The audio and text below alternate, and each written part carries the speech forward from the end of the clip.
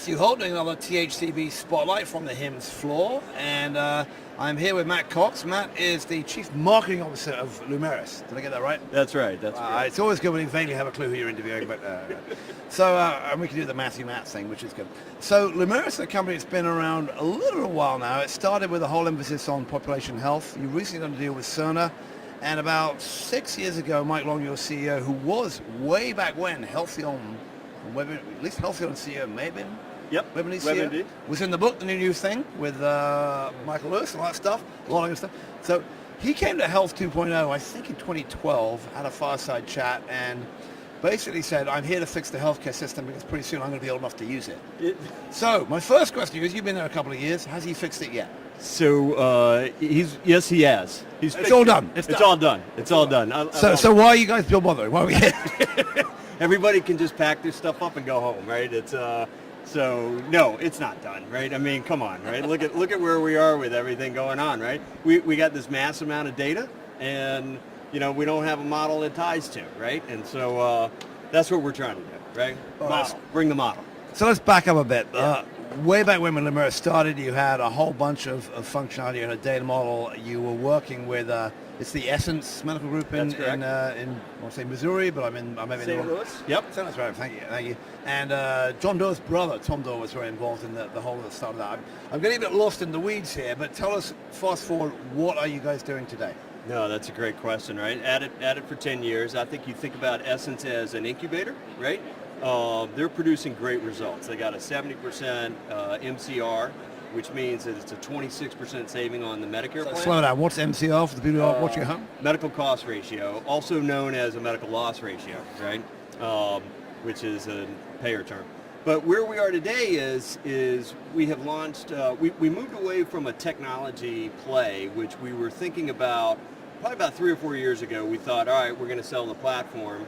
And what we realized is what people really need is a service, right? They need a service, they need a model, they need somebody who understands how do I set up a plan, run a plan, tie it to physician incentives so that it's not just a RAF game, right? We can't be just doing this to do documentation and coding so we get a good PM.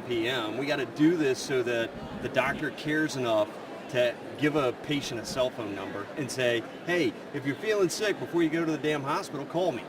And that's what happens. And when you tie physician incentives into something that gets a return for them, they understand that, you know what, if I give out my cell phone, if I give these patients access, if I spend time with them and figure out truly what's going on with them, I can change the paradigm.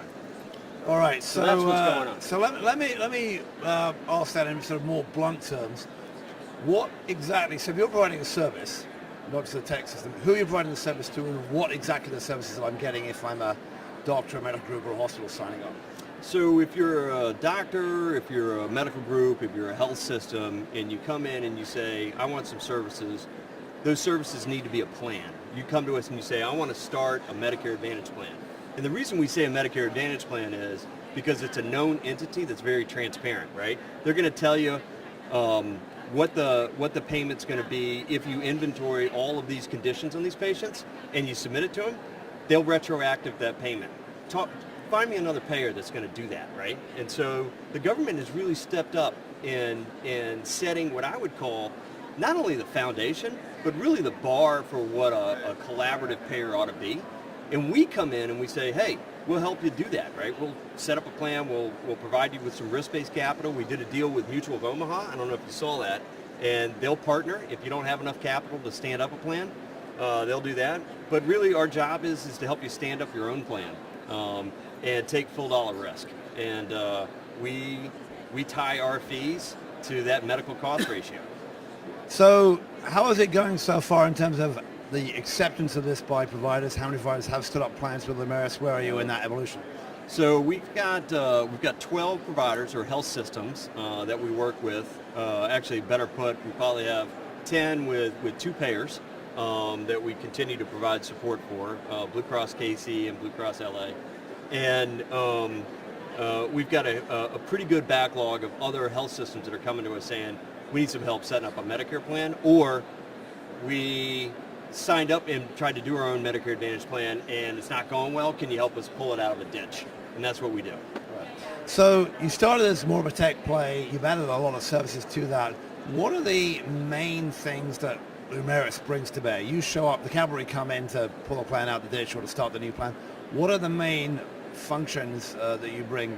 We talked about data a bit to start with. I'm sure there's a bunch of data extraction and data play. Yeah. But then what actually you've got to imagine that the average provider system is missing a lot because a lot of the plans do that they do that are different. So what do you bring?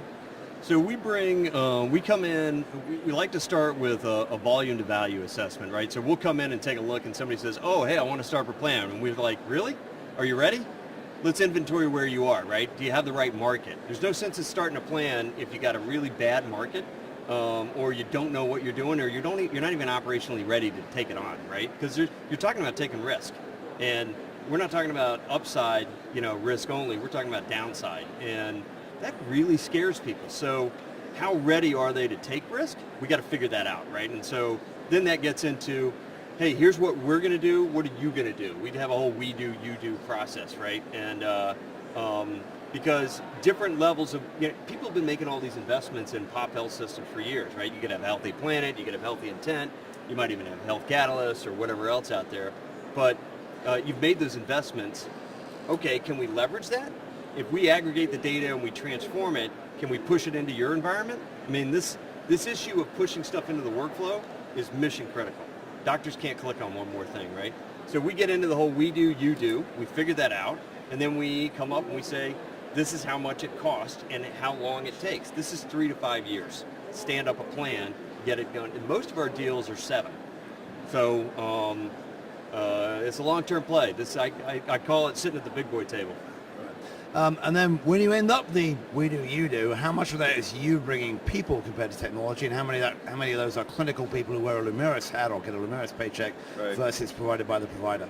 So within our plan, we have care managers, but I think what we find with health systems and providers is they really want to keep that job, right? Our most experienced physicians or providers will tell you that it's their job to care for the sickest patients. But in the event that you don't have that resource, if you don't have a care manager, if you don't have somebody that can do medical coding for RAPs and things you got to do to submit for your PMPM, then we'll provide that service for you. But the ideal model, in our opinion, is we bring limited resources, we train you how to do it, and then you do it yourself. So we have a whole 9 C's playbook with all the tasks outlined, and we really look at that and say, look, care management is your job. We'll do utilization management, but you ought to be doing the care management because you're the physician, you're the clinician, and let's keep that care local. We'll augment it virtually, right, and when we can, but really we want to keep it as local as possible. So for your clients, what does good look like? So what are some of the better examples of some of the plans, so the plans you've created with your clients, and what's that financial reward, financial outlook for them looking like? Yeah, I probably work best by examples because I'm not probably as smart as you are. But let me just try and say. Don't test yourself. So it's a low bar. I think that sort of the best practicing model or practice that we can think of really operates at about 150 risk-based lives, right? Where they're generating some premium north of probably $850 per member per month. Hopefully they're managing that with some type of care manager dedicated on site, and they probably have access either probably part-time with a clinical social worker. Hopefully they're able in maybe 24 to 36 months to get their MCR down to about 80 or 78%, which would be a little aggressive, but let's assume that they could do that. At that rate, they are adequately augmenting their practice and all of that additional staffing costs with more money than they would make in Medicare and fee-for-service. And probably by 10, 15, 20%. And so they're changing the dynamics of their practice, making more money on Medicare, which is really important right now because Medicare is not going up. I mean, probably the biggest driver right now that I'm seeing is there's analysis going on that says Medicare is no longer break even. Medicare's a loss.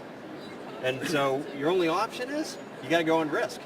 So that's for one practice you just talked about. How how many practices, what's the minimum, and what does a typical plan that you're working with your system look like? Yeah, a typical plan starts out, hopefully year one, you're at about 3,500 members. Probably by year three, you're north of 8 to 10,000 members. That's what a good, any practice looks like. And the reason why those numbers exist is the cost that it takes to set up the infrastructure, you can't recoup. You don't want to end up with a house underwater. So if you got a plan that's 3 years old and you're sitting on 100 members or 1,000 members, you're in trouble. Sure.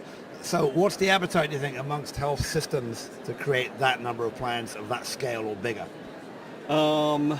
Man, everybody wants to, right? It's like Medicare Advantage is the hot topic, right? Okay, you brought up my last question before I did. So you guys took an investment from Cerner, about 15%, 13%, something like that. What was that all about?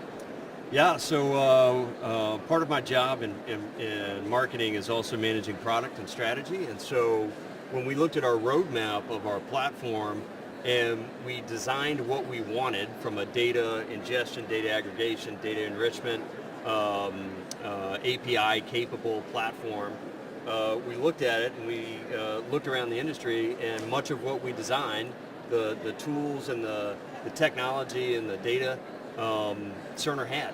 And so we began talking with Cerner, and you always are making a build buy partner decision, right? And why do I want to buy all that? Why do I want to build all that plumbing? I'd rather partner with somebody who's already got it and spent the time on it. I mean, they're fairly large, right? 29,000 employees.